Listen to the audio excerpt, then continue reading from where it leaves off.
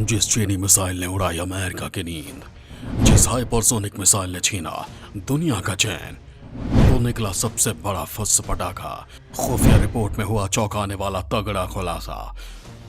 Jinping रह गया सन्न, भारत की ब्रह्मोस निकली दबंग। दोस्तों, चीनी सामानों को लेकर अक्सर कहा जाता है कि चले तो चांद तक नहीं तो शाम तक। अब कुछ ऐसा ही हुआ है। दरअसल दोस्तों, चीन ओरिजिनल सामानों की कॉपी करने में माहिर है। मसलन अमेरिका, रूस जैसे देश जो आधुनिक हथियार बनाते हैं, चीन फौरन ही उसकी कॉपी कर लेता है। हालांकि ये बात केवल खतरनाक हथियारों तक ही सीमित नहीं है। चीन हर सामान की डुप्लीकेट कॉपी बनाकर सस्ते दामों पर बेचता है। खैर, बाकी सामान तो डुप्लीकेट भी चल जाते हैं, लेकिन जब बात हथियारों की हो तो इसमें बेहतर तकनीक का इस्तेमाल करके ही बनाया जा सकता है। और अगर हथियारों की भी कॉपी की जाएगी तो इसका अंजाम आप कई बार देख भी चुके होंगे। आपको असली कहानी बताने से पहले जरा चीन की दो घटनाएं बता देता हूं।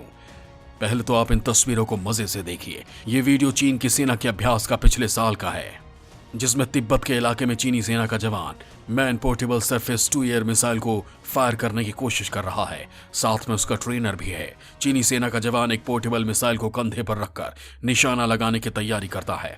बगल में खड़ा उसका ट्रेनर गिनती शुरू करता है। गिनती खत्म होते ही जैसे ही जवान ट्रिगर दबाता है, बस इस ट्रिगर के दबते ही चीन के नकली माल की पोल खुल जाती है। क्योंकि ट्रिगर दबते ही मिसाइल तो सिस्टम से निकलती है, लेकिन वो निशाने पर लगने के बजाय जवान की बिल्कुल बगल से निकल जाती है। इस ट्रेनिंग का वीडियो बना रहे शख्स को भी अंदाजा नहीं था कि ऐसा कुछ हो जाएगा। मिसाइल का रास्ता बदलते ही वो भी जमीन पर गिर गया।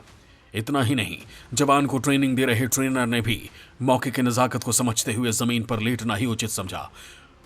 धुआं छटा तो ट्रेनर ने उस मिसाइल को दागने वाले लॉन्चर की तलाश शुरू की, जो कुछ ही दूरी पर पड़ा था। लॉन्चर को देखकर पता चल रहा था कि मिसाइल ने मिसफायर क्यों किया। दरअसल लॉन्चर बीच से फटकर फ्लावर बन चुका था। इस वीडियो ने चीन के हथियारों की जमकर फजीहत करवाई थी, क्योंकि इस वीडियो की एक और खास बात यह थी कि इस लॉन्चर को पकड़कर मिसाइल फायर करने वाला जवान कहां गया। क्योंकि वीडियो की शुरुआत में ट्रेनर और जवान दिख रहे हैं, लेकिन जैसे ही मिसाइल पीछे की तरफ पलटती है तो जवान भी गायब हो जाता है। तो क्या मिसाइल ने फायर करने वालों को ही निशाना बना लिया? खैर, इस बात का ज्यादा खुलासा नहीं हो पाया कि वो जवान जिंदा बचा भी या नहीं। लेकिन दोस्तों, इसके बाद एक और घटना होती है। वो घटना है अंतरिक्ष से जुड़ी हुई। चीन ने अंतरिक्ष में अपना भारी भरकम रॉकेट भेजा, लेकिन वो रॉकेट भी अंतरिक्ष में घटिया तकनीक के चलते बेकाबू हो गया और भारत के नजदीक समंदर में धड़ाम हुआ था। ये दो घटनाएं ये बताने के लिए काफी है कि चीन का घटिया सामान सिर्फ दिखने में ही अच्छा है, ठीक उसके जवानों की तरह, जो वर्दी में तो ठीक दिखते हैं, लेकिन लद्दाख में पहुंचते ही उनको नानी याद आ जाती है और देखते ही देखते 24 घंटों में ही उनको हॉस्पिटल में भर्ती करवाना पड़ जाता है। खैर, ये तो बात हुई कपटी चीन के कॉपी मास्टर होने की असलियत की।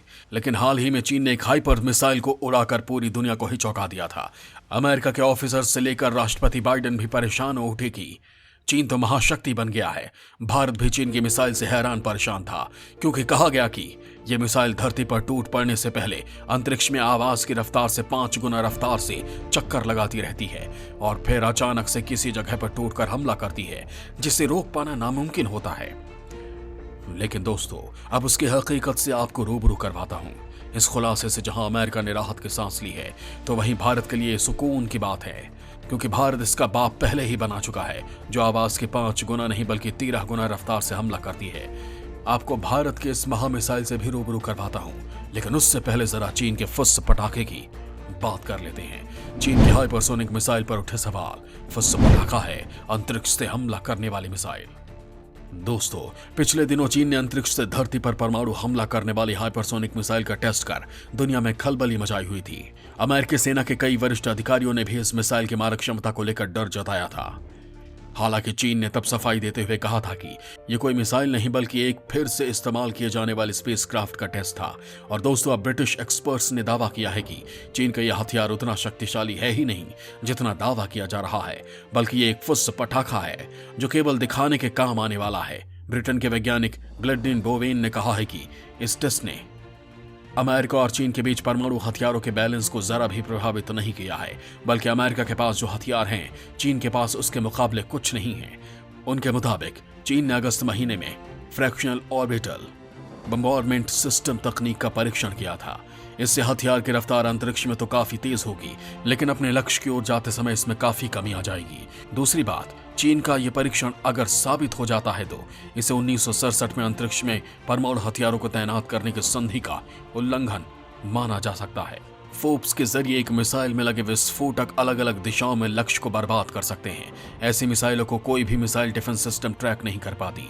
इसके अलावा यह भी पता नहीं चल सकता कि ये मिसाइलें कहां हमला करने वाली हैं।